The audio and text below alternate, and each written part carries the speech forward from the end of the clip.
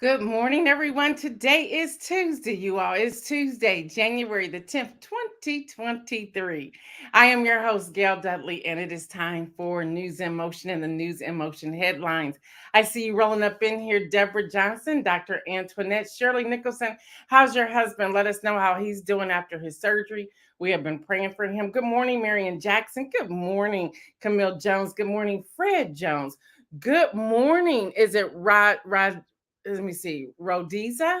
Let me know if I said that correctly. So good morning to all of you.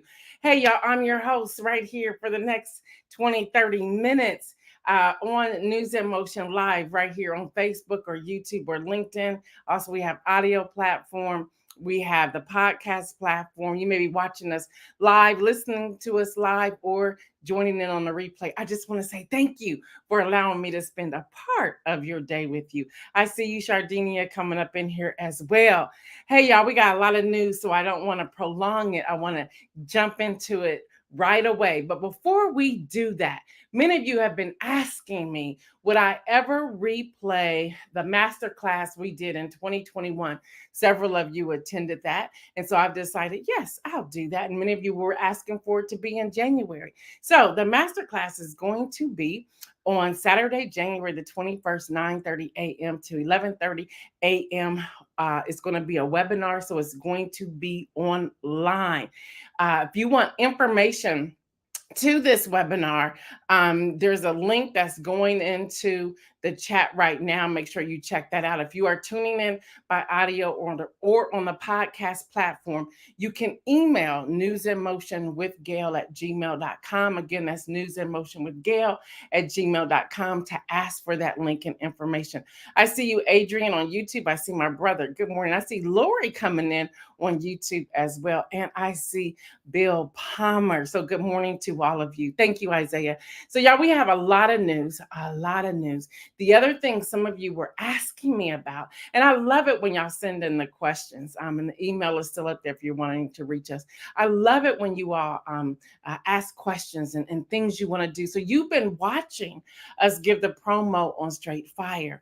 And behind that, I say, now, if you want to list your business, your services, your products, or something like that, we can either do a 30, 45, 60-second commercial that you would send us the commercial ready to be plugged in and run, or you can send us a graphic in a graphic spot. And we have a graphic to show you. A promo spot right here on News in Motion is $50 per placement. $50 per placement. Now, y'all, that's the introductory offer. So if you're wanting to start putting your information out there, you would send us a description, a write-up, no more than a paragraph, all the detailed information, your website, your contact information, your social media links, and so forth.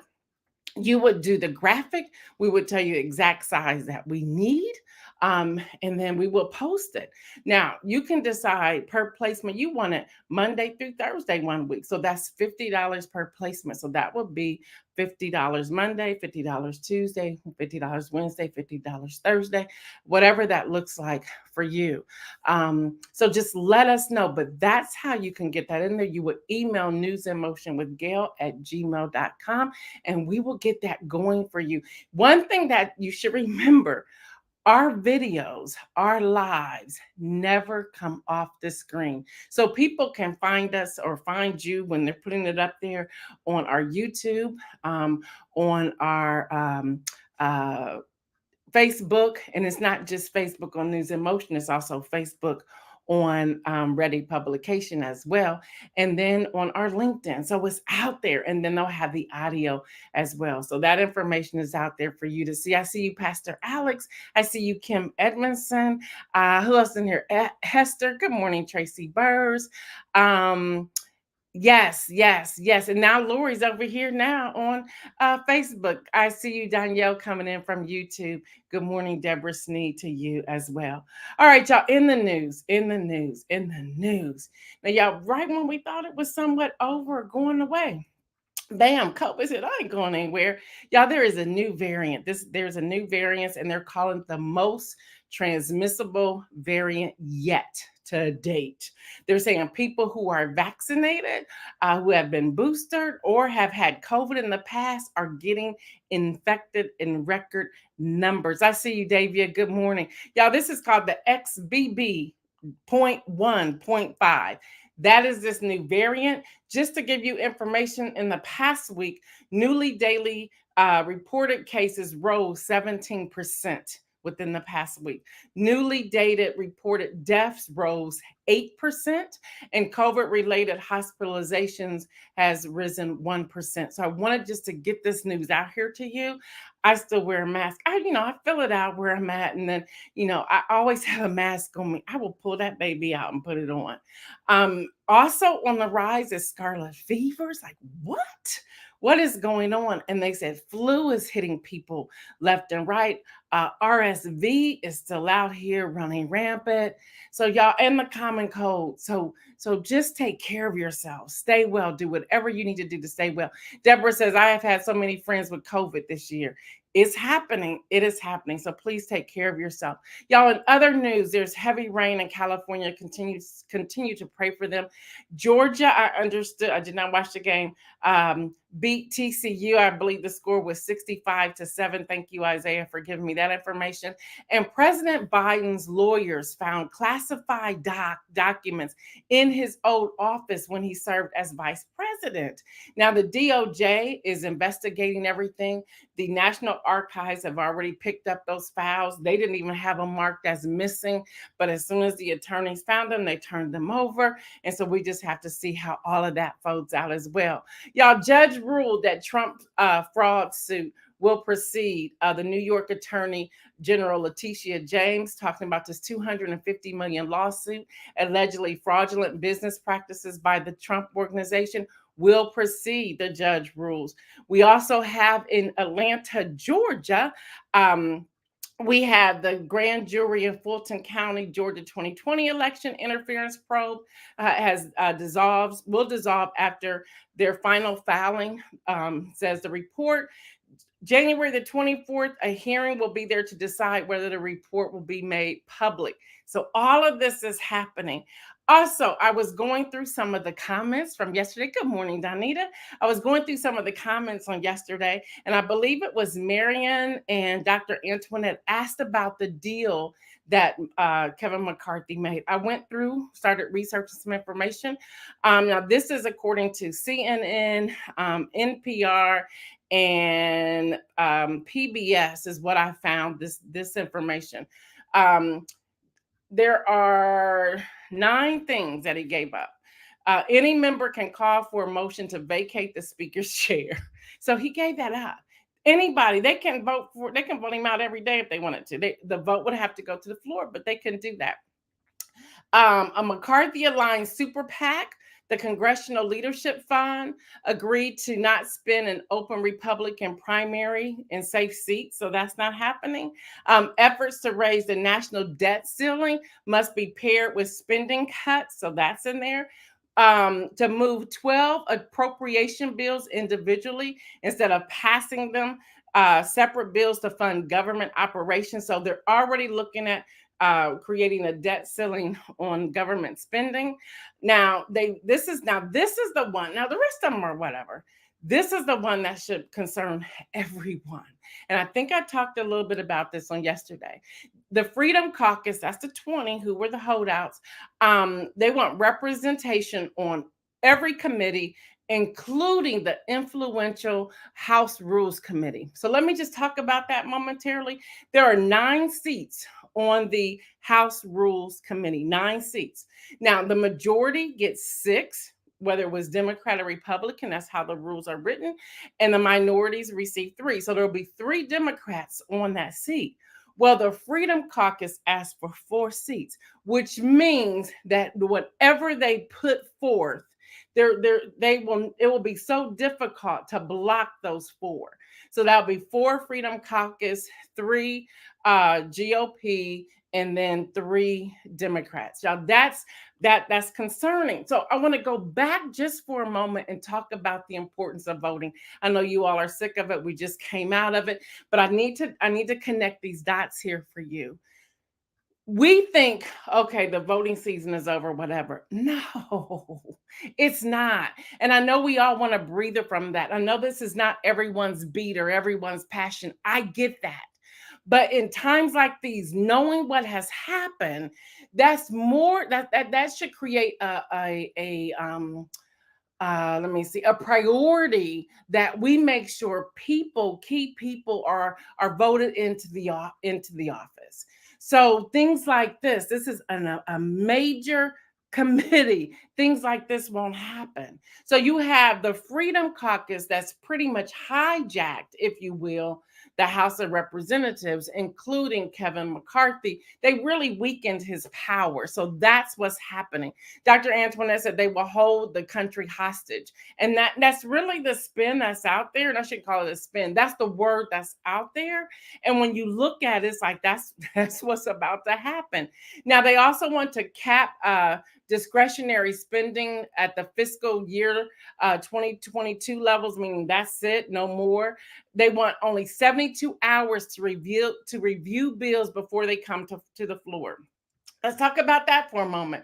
Think about it. Many bills are sometimes minimum 600 pages. Oftentimes they're 2 to 3,000 pages. So you want to write up something, have your aides write up something, throw a bill on the floor, and then tell everybody you have 72 hours to read it because we're taking a vote on this.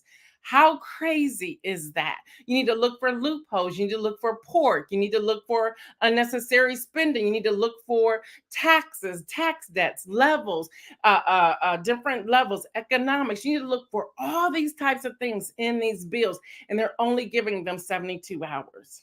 Just want to put that out there. Also, they're only going to give 72 hours for members the ability to offer amendments on the House floor, which means 72 hours is all you have. So you have 72 hours to read it, then you'll get an additional 72 hours. They also want to create an investigative committee to probe the weaponization of the federal government, and then they want to restore the Holman Rule, which can be used to reduce the salary of government officials without taking any votes. So there it is. That's what's in there. That is what's in there. It doesn't look good. Now the rest of them, okay, whatever. But that Freedom Caucus representation on committees, that should be very concerning to all of us. Very concerning. All right, if that's not enough, y'all, George Santos, y'all remember him, right? He was just sworn in at what 1 a.m. in the morning, Saturday morning. He has now been accused of more lies. It's like, do a lie, stop. There's a meme and there was a joke. I don't know if y'all been following him, but there's a meme out there because at one point when they were calling the roll for voting on Friday, they called his name like 3 times and he didn't answer. And you could see the clerk, not the clerk that was running it, but the one who was the transcriber or whatever. Good morning, Virgie. She kind of like stopped and she kind of looked and somebody read her lips and she said, well, is that his name? And I said, wow. So that's out there on the loop. So just look for it. It's just comic, okay? And they're like, she was like, well, is that even his name? So y'all, he has been accused of more lies when it comes to campaign finances. So he's under investigation. So he may not be in that seat too long.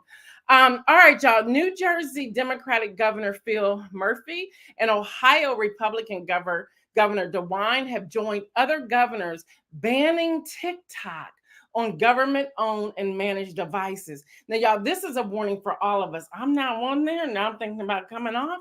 But the press release was like 9 pages. I only grabbed a sentence out of this.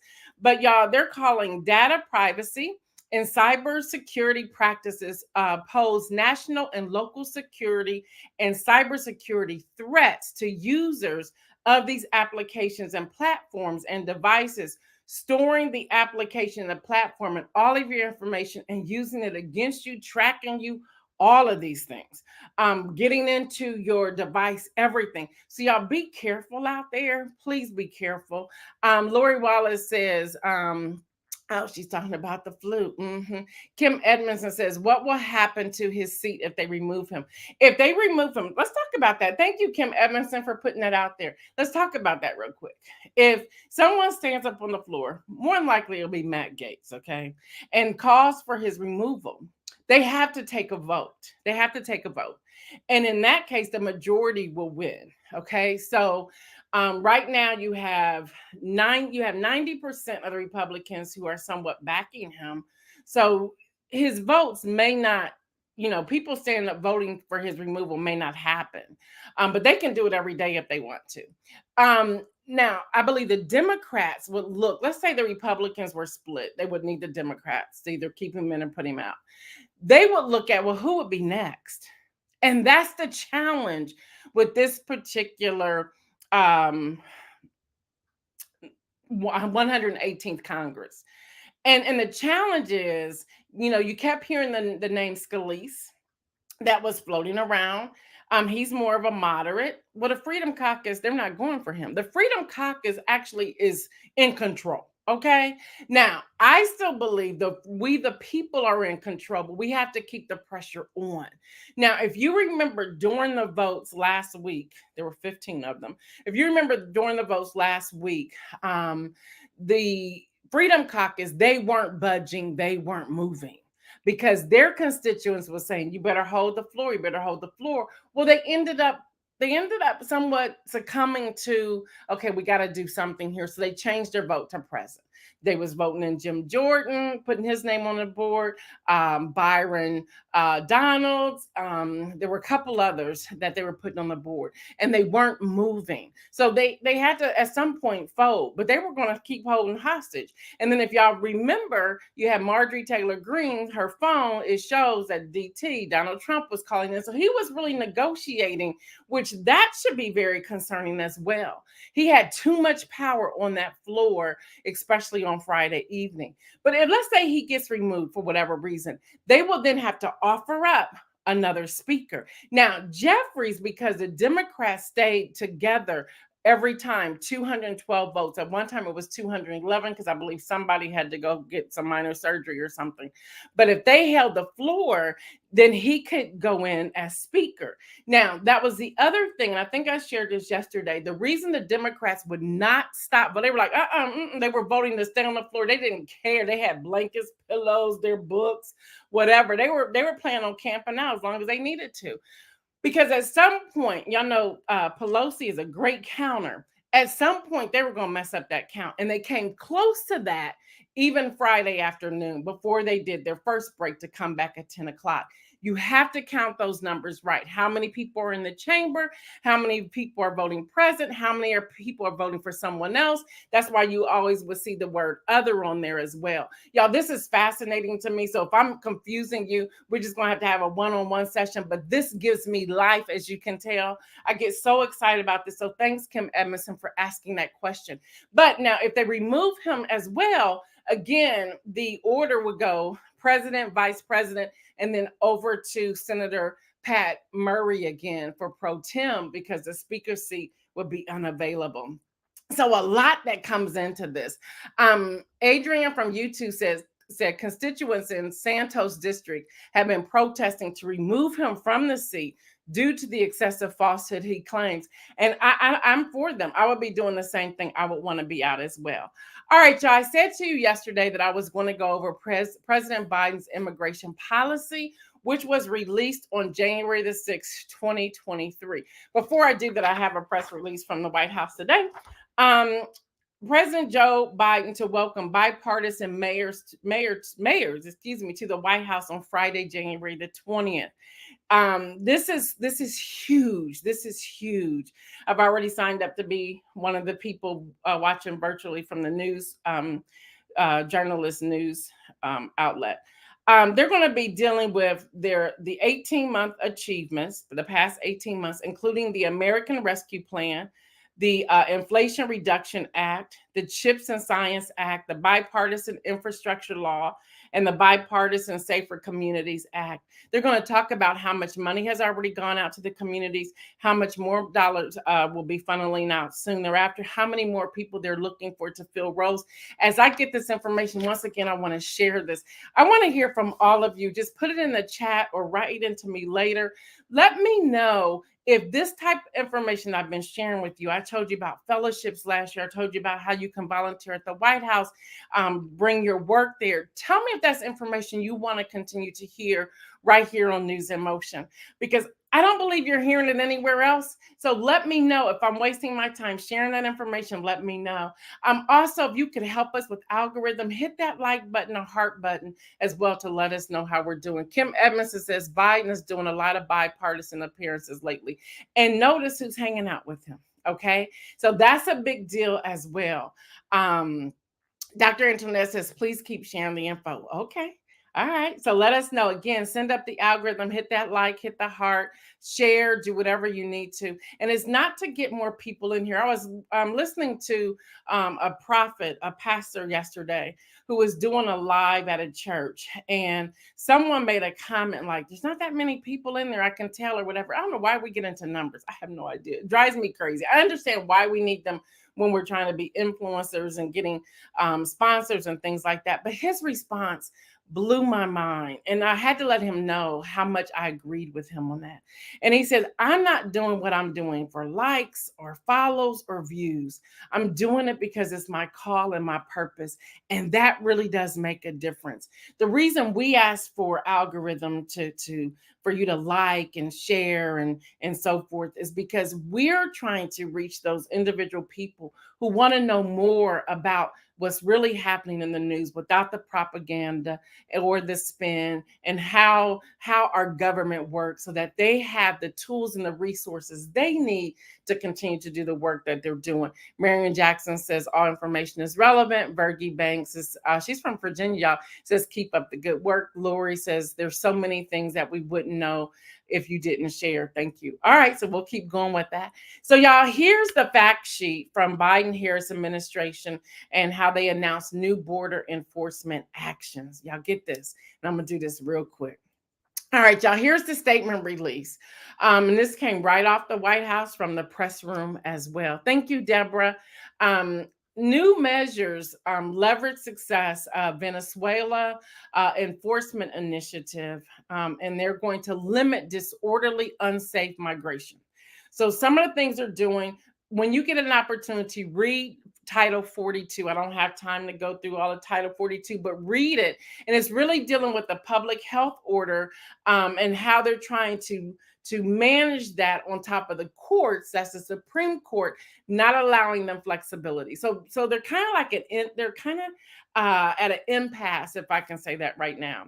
Now, these measures will expand and expedite legal pathways for orderly migration and will result in new consequences for those who fail those legal pathways. So they're looking at Venezuela, for example, and this is the country they've used throughout here. So the administration is announcing that it will serve additional resources to the border and the region, scaling up anti-smuggling operations, because that's a big concern for everybody, Democrats and Republicans alike, and expanding coordination and support for border cities and non-governmental organizations. Now that's the reason why they're in Mexico. Or I think they're back by now, but that's why they went to Mexico. Now, these steps will help address some of the most acute challenges in the Southwest border. It won't address all of them, and they will not solve all the problem at the immigration system that has been broken, because it's been broken. They're being very transparent. It has been broken for a very long time. Now, Republicans in Congress have spent the last 2 years saying they wanted these measures addressed. President Biden is saying they're doing what they can to address them, but you're talking about hundreds of thousands of people who are coming to that border. So they're proposing new consequences for individuals who attempt to enter unlawfully. So, for example, Title 42 would come in there, and they'll be working with the Department of Homeland Security. Two things they're going to do there is increase the use of expedited removal, which means if you are there without permission, if you do not have a sponsor, you will be immediately deported. That's one. The other one is announcing a new measure to encourage individuals to seek orderly and lawful pathway to migration. So what does that look like, and how do we get there, in the conversation behind that? The other thing they're going to do is expand legal pathways for safe, orderly, and humane migration, meaning we're getting you off the concrete floor, we're taking you out of cages, we're giving you a real blanket, we're making sure you have food.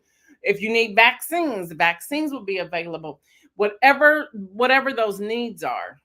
And a good analogy or good story to share, as I shared last week, is when that celebrity cruise ship, celebrity cruise line, the Beyond ship, they were leaving Cuba, headed back to Fort Lauderdale. They saw migrants out in the water.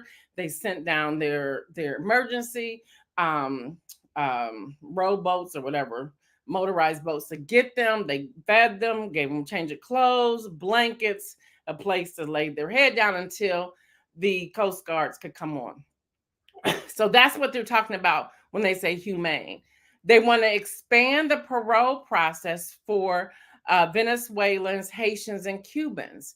So they're talking up to 30,000 individuals per month from these four countries. I'm missing one, who have eligible sponsors and pass vetting and background checks.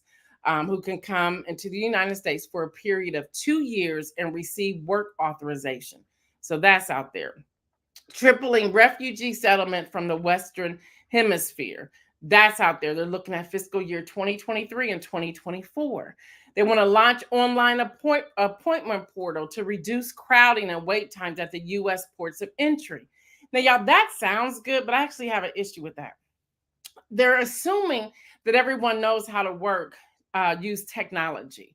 So so my question is, will somebody be there to help with individuals who may not be able to understand this precisely? New legal pathways to other countries across the region, how they would connect with Costa Rica, Belize, Ecuador, Colombia, Canada, Mexico, Spain, Guatemala, and others to help this. So it's not just the United States, but there are people and connections across the board. And I just named a few of those, that's not all of them. And then increasing humanitarian assistance in Mexico and Central America. United States is announcing, or they did announce, nearly 23 million in additional humanitarian assistance in Mexico and Central America. So that will happen. They're recognizing that no country can respond to these needs alone. And they said that this assistance will help support shelter, health, legal assistance, mental health, psychological support, water, sanitation, hygiene products, gender-based violence response, livelihoods, other protections, related activities, and capacity building for partners. A lot of that goes into there. And I'll tell y'all why. I'm sharing this in a moment. Surge resources to secure the border, disrupt criminal smuggling networks, and support border communities. And then they also want to mobilize record resources for safe, orderly, and humane processing of migrants. They don't want families to be separated. They don't want children to be on their own. And let's say there's girls who are going to men or boys who are going to women. They want to make sure there's some sort of connection between gender. And then tracking thousands of smugglers off the streets and counter smuggling misinformation. A lot of this is coming from Los Angeles, and they're talking about how they're going to deal with that. And then expanding coordination with and support for border cities, receiving communities, and non-governmental organizations. Y'all, that's it in a nutshell. Okay, so why am I sharing this with you all? Well, several things. There are going to be so many opportunities for so many business owners or people who are looking for their purpose or to work within their calling. Y'all, when I share information like this, it's like, okay, so how can you help at the border? Are you in one of these border locations? Do you have legal assistant information you can share? Do you have technology that you can share? Can you help implement some of these computerized systems? Can you help when it comes to supplying some of these needs? Can you do podcasts and so forth to get the information out to your sphere of influence? There's so much that's in here. And I believe, I don't know why I'm getting emotional behind this. I believe that as a community, if we really want to put our hands and feet and really find ourselves into what's going on, we have to be in the know. I think it's so easy for us to turn off the news, and it's so easy for us to just say, that's not my problem. Believe it or not, this is our problem. We're talking 30,000 individuals per month. It's going to become all of our, and I don't want to call it a problem, it's going to become all of our opportunity for ministry one way or another. So why not get in on the front end and say, okay, these are the things that are happening. They're coming from Haiti. They're coming from Cuba. They're coming from Venezuela. And again, I missed one of them. There's supposed to be four. Even, they talked about individuals who irregularly cross the Panama, Mexico, or U.S. border. Well, now that I've been to Panama, it's like, I remember that. I remember going past there. I remember seeing these things. And it gave me a different kind of excitement to know that we're connecting some way, shape, or form when it comes to humanitarian um, need, resources, and so forth. So, y'all, I share this information to empower us so that we can look at opportunities and go out and get these opportunities. We have to stop sitting back waiting for people to come to us to give us things. It's our opportunity to get this information and say, hey, I heard about this on News in Motion. Who do I contact? And I don't have that information here, but Google is our friend. We can Google this. I've been always talking about check out this information for yourself. It can empower you. It can equip you to go out and do these things. So, y'all, that is it in a nutshell. And that is why I share it. And the other reason I share it is so that we can squash misinformation. Time out for that. It's time for us to stop spinning things and sharing things that are out there. For example, somebody sent me an email the other day and was talking about a new disease. And I was like, what? I'm Googling, I'm looking, I'm contacting OSU, I'm contacting Dr. Command, who's been on our show. I'm contacting other physicians saying, what is it? They're like, that's a spin. That's not true. So I'm not putting it out there because I'm checking into it. All of us need to check our sources to see what's out there. So with that, my inspirational message coming in off of the immigration policy is never forget. Never forget. It's so easy to look at people side eye, or so easy to say, oh, they're just out for a handout. Never forget where you come from. Unless you were born with a silver spoon in your hand and you have a inheritance that can rule the world, never forget. Never forget. There is someone out there, I shared last week, that I believe that God is going to use us to take miracles to other people, to use us, the viewers right here on News in Motion, to get things out to other people, get resources out to other people, to deliver miracles to other people. Never forget where you came from. That's your story. It's amazing how walls come tumbling down when you share your story with someone else, when they realize, oh, this person understands me. They see my needs. They've been there before. They're helping me out. They're not coming to me like I'm their project. They're not coming to me like they're better than I am, but they're here. I'm listening to their story. We have something in common. So never forget where you come from, where you came from. Never forget that. Even our testimonies that we have. And I do believe we have to sometimes be careful with how we share and who we share to. But here's the thing, even if you don't speak it out loud, never forget. When you see someone standing on the corner, or someone sleeping on the bench, or someone under the viaduct, or someone who's sleeping in their car, or a child whose clothes are not quite fitting, or mom who's really frustrated, she's ready to just go off, or a family who's going through challenges or sicknesses, never forget, I'm sure someone in your circle of influence, or your community, or your family, you may have experienced those things. Never forget how close you were to being on that bench. Never forget how close you were not to have food. Never forget. Never forget. All right, y'all, that's all I have for today. I will be back tomorrow. Your host, Gail Dudley, with News in Motion. If you have any questions at any time, post them in the chat. Sometimes we get through there and we can see them. If not, inbox us, and always email us, newsinmotion with Gail at gmail.com. If you have any promo questions about the promo piece we put out there, just let us know. We will answer any questions that you have. Again, that's $50 per placement, not for the week, but per placement. All right, y'all. Again, those numbers are going up. There's a new variant. You do what you wish, but stay well, everyone. And remember, always make some bold moves. I'm out.